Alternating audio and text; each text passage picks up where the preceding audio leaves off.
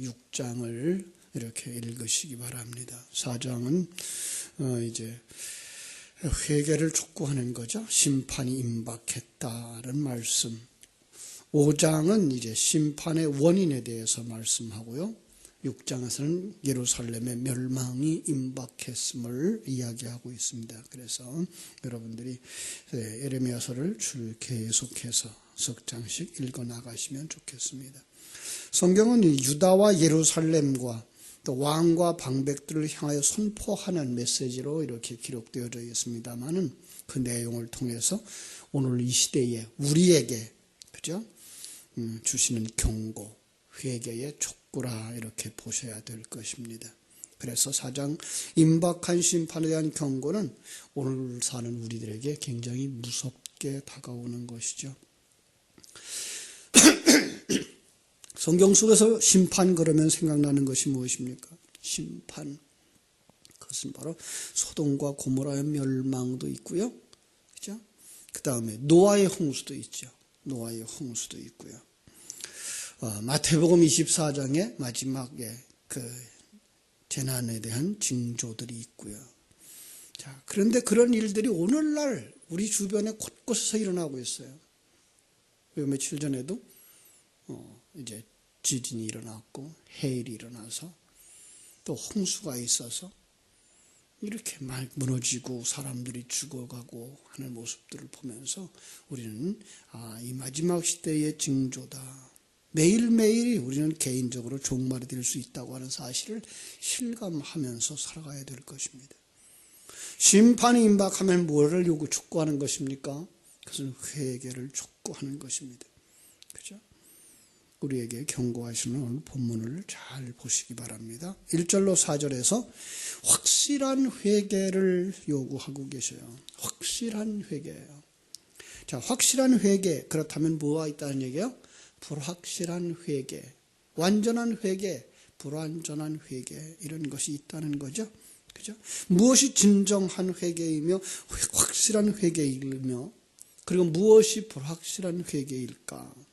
예레미야가 사역하는 그 시기에도 요시야 왕을 통해서 종교개혁이 일어났고요. 성전에서 우상이 제거되어졌고 제사는 회복되었단 말이에요. 그런데 하나님은 선지자를 통해서 그들에게 뭐라고 말씀하세요? 너희가 돌아오려거든 내게로 돌아오라. 회개하려거든 내게로 돌아오라는 거예요.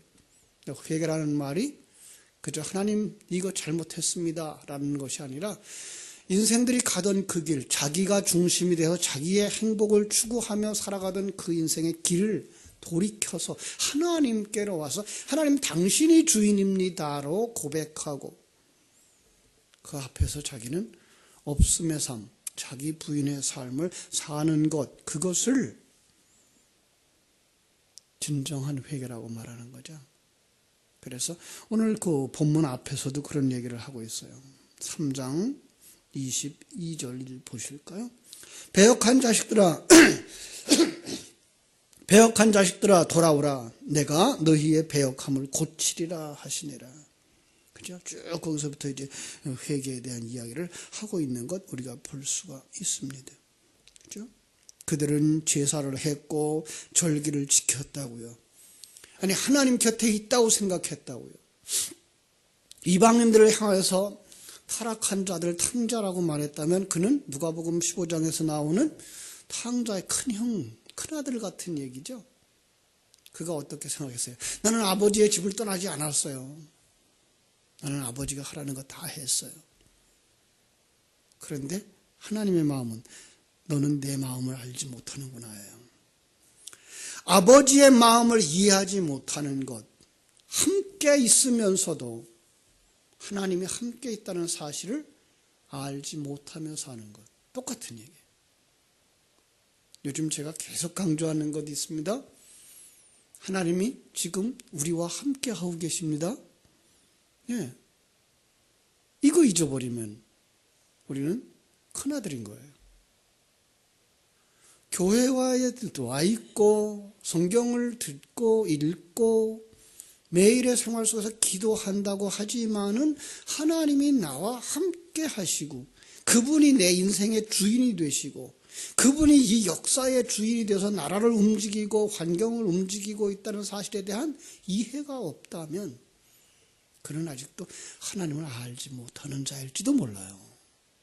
왜냐하면 하나님은 전능하신 하나님이고 자기 백성들과 언제나 함께 하시는 하나님이기 때문에 그렇습니다. 저는 그런 얘기했어요. 그 사실을 아는 자가 하나님의 생명이 있는 자며 그 사실을 모르는 자가 불신자요 죽은 자라고. 예, 너무나 분명한 얘기입니다.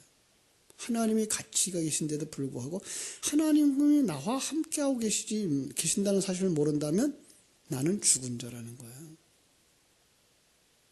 왜냐하면 하나님은 이 우주 공간을 만들어 놓으시고 한순간도 떠난 적이 없어요.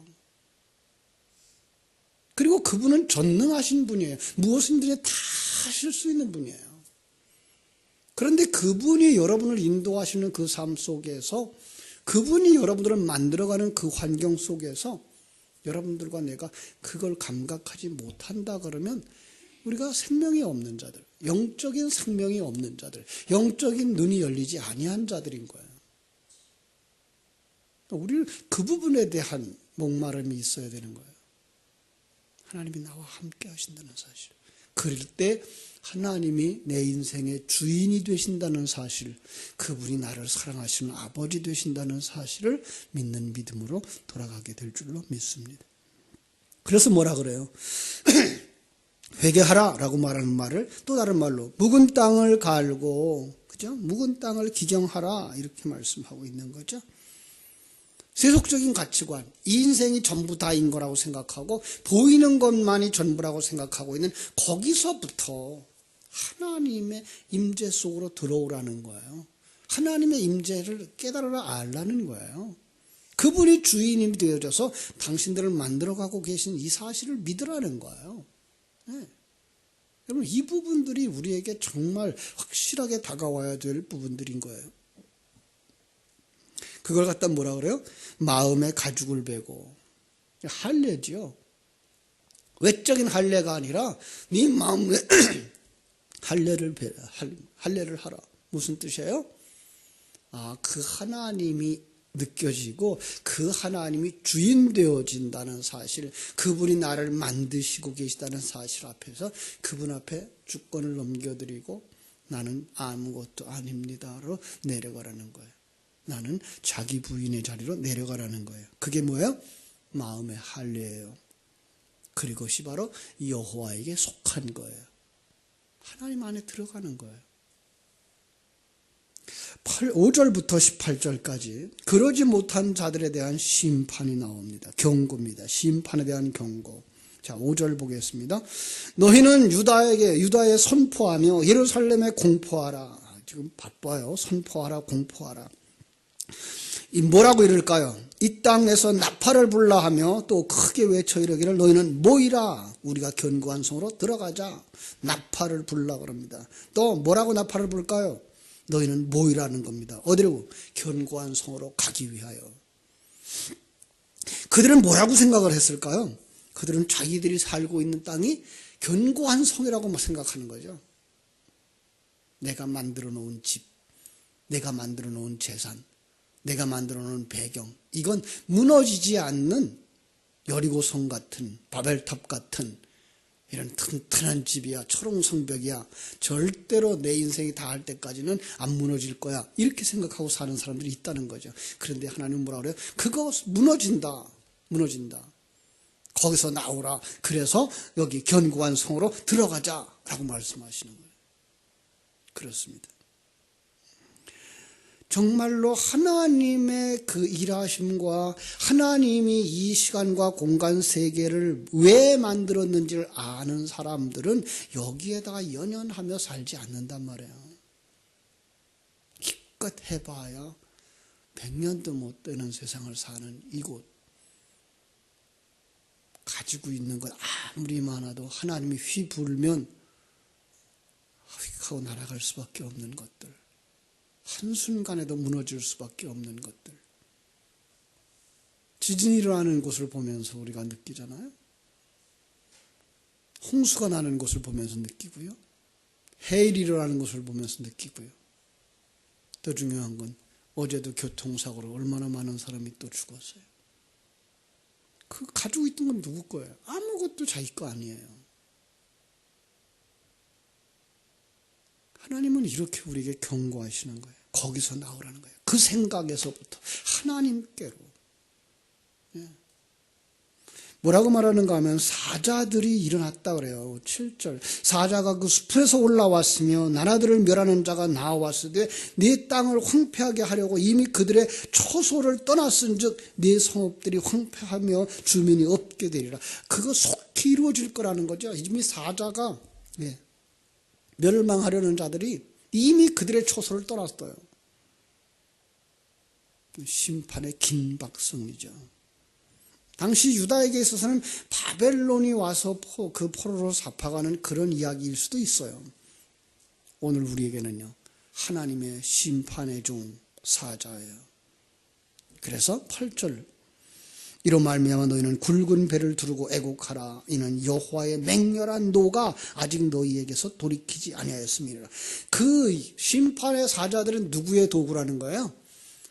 하나님의 진노의 도구라는 거예요. 바벨론이 쳐들어오는 거, 바벨론이라고 하는 나라가 하나님의 심판의 도구라는 거예요. 질병이, 홍수가, 환란이 하나님의 심판의 도구라는 거예요. 하나님 앞에 서 있지 아니한 그 자들은 그걸로 말미암아 지옥에 가는 거예요. 거기서 나온 자들만 그 환란과 풍파, 그 연단 속에서 하나님의 백성으로 살아나오는 거죠. 그래서 9절에 이렇게 말씀하잖아요. 여호와의 말씀이니라. 그날에 왕과 지도자들이 낙심할 것이며 제사장들과 선지자들이 놀라리라. 그죠? 깜짝 놀란다는 거예요.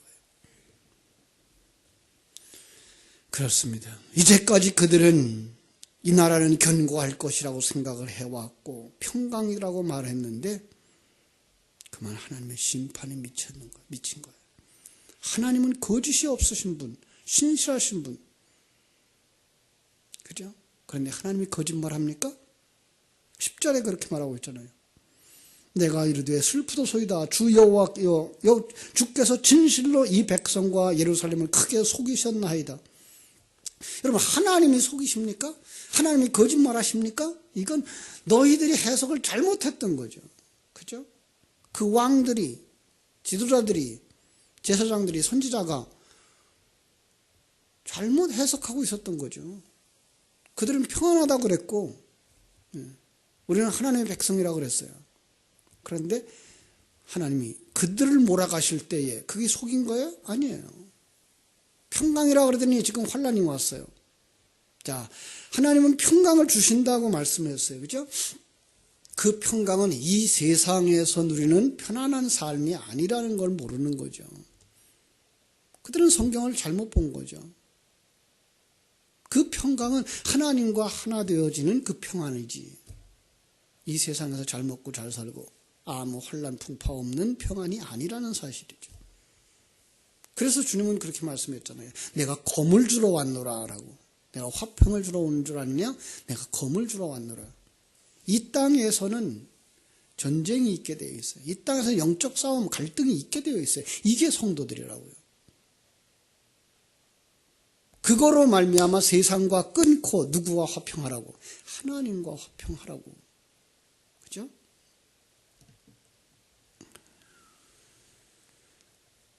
그것을 알아보지 못하는 사람들, 하나님의 생명이 없는 것이며 영적인 눈이 떨리지 않은 자들인 거예요. 그들에게 무거운 심판이 임할 것이죠. 그게 바로 11절에서부터 18절까지 이야기예요. 세상 속에서는 조금 잘난 자, 못난 자 구분할 수 있어요. 그런데 영적인 심판, 그죠? 자, 우리 한번 11절 볼까요? 그때에 이 백성과 예루살렘에 전할 자가 있어서 뜨거운 바람이 광야에 있어 헐벗은 산에서 내 딸 백성에게 불어온다 하리라.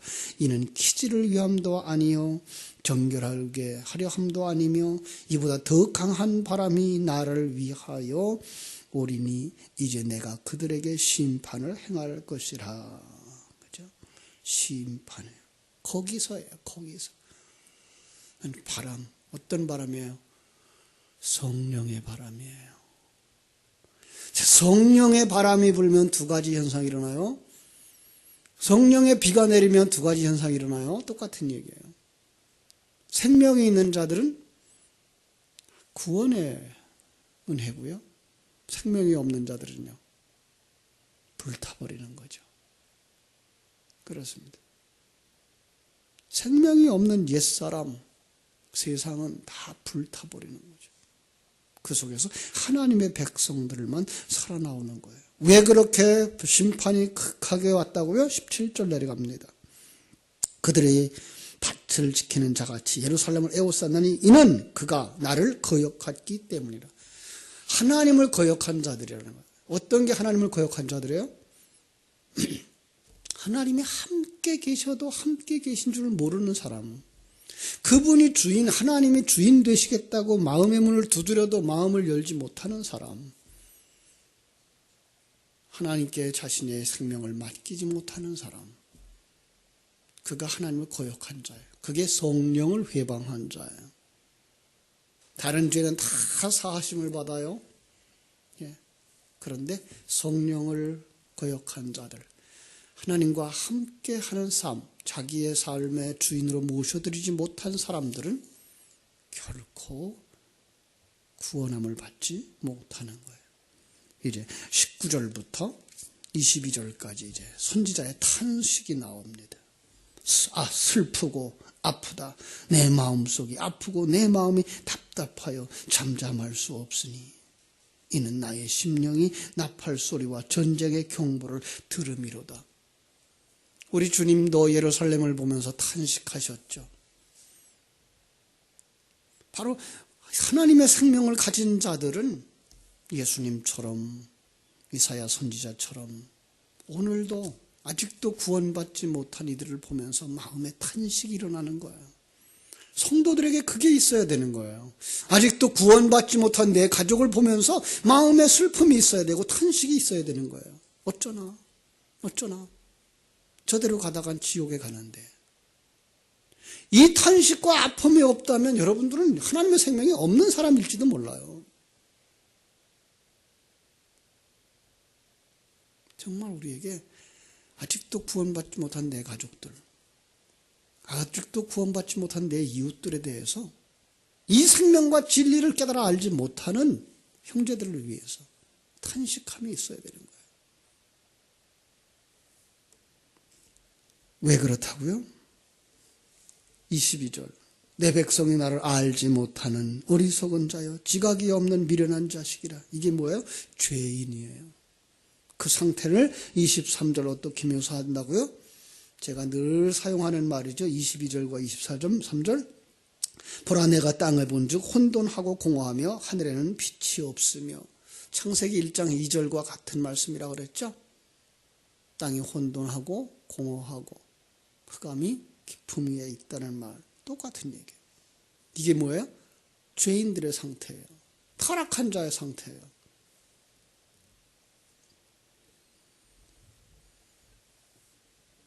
(26절) 보라 내가 본즉 좋은 땅이 황무지가 되었으며 그 모든 성읍이 여호와의 앞에 그의 맹렬한 진노 앞에 무너졌도다. 예? 하나님은 포도나무를 심었거늘 들포도가 되어졌다는 거예요. 하나님께서는 하나님의 생명을 우리 속에 심었는데 우리는 세상을 사랑한다는 거예요. 음녀가 되었다는 거예요. 그것이 바로 어둠이고 그것이 바로 혼돈이고 공허라는 거예요. 그렇다면 결코 멸망을, 심판을 피하지 못한다는 거예요. 그러면 어떻게 된다고요? 30절, 31절. 멸망당하는 자여 네가 어떻게 하려느냐. 네가 붉은 옷을 입고 금장식으로 단장하고 눈을 그려 꾸밀지라도, 요한계시록이 생각나죠? 네가 화장한 것이 헛된 일이라. 연인들이 너를 멸시하여 네 생명을 찾으리라. 내가 소리를 들은 적 여인의 해산하는 소리 같고 초산하는 자의 고통하는 소리 같으니 이는 시온의 딸의 소리라. 그가 헐떡이며 그의 손을 펴고 이르기를 내게 화가 있도다. 죽이는 자로 말미암아 내 심령이 피곤하도다 하는도다. 여러분, 마지막 때 이렇게는 되지 말아야죠. 지옥에 들어가면 그 고통, 슬피 울며 이를 가는 그 고통, 거기서 벗어나기 위해서 어떡하라고요? 확실하게 하나님께로 돌아오라고, 진정한 회개의 삶을 살라고. 그러면 하나님이 너와 함께 있는 것이 느껴질 것이며 하나님이 여러분들을 인도하는 것이 느껴질 것입니다. 주께서 여러분 모두에게 넘치는 은혜가 있게 하시기를 주님의 이름으로 축원합니다. 기도하겠습니다. 아버지 하나님, 세상은 흉흉하고 곳곳에 재해들이 일어나며 생명을 잃는 사건들이 수없이 많이 일어나는 이때 나는 영원히 이 땅에서 살 거야라는 생각을 가지고 견고한 성이라고 생각하면서 자기 인생들을 그리고 있는 사람들은 없습니까? 하나님이 오늘 부르신다면 누가 아니오라고 말할 수 있으며 거절할 자가 있겠습니까? 어리석은 자들처럼 생각하지 말게 해주시고 오늘 말씀에 귀를 기울이고 진정한 회개, 하나님께로 돌아와서 하나님이 인생의 주인 되시며 내 인생의 선장이 되신다는 사실을 깨달아 알고 그분께 내 삶을 맡기며 그분의 인도하심을 따라 하나님이 허락하신 환경 속에서 허락하신 시간까지 하나님과 함께 살다가 영원한 세계로 들어가겠다고 하는 소망이 있는 성도들로 변화되게 하여 주시옵소서. 그러지 못한 자들이 맞이할 심판의 고통들을 다시 한번 바라다 보면서 내 형제가 거기에 머물러 있지는 않은지 돌아보게 하시고 그들을 향해서 안타까워 생명의 복음을 전하며 구원의 길로 인도해내고자 하는 노력과 수고가 우리 속에서 일어나게 하여 주시옵소서. 오늘 하루도 주님께 부탁드립니다. 일마다 때마다 시간 분분 초초마다 하나님께서 임마누엘로 함께 하시고 깨달아 알게 하여 주시옵소서. 예수님의 이름으로 기도하옵나이다. 아멘. 하늘에 계신 우리 아버지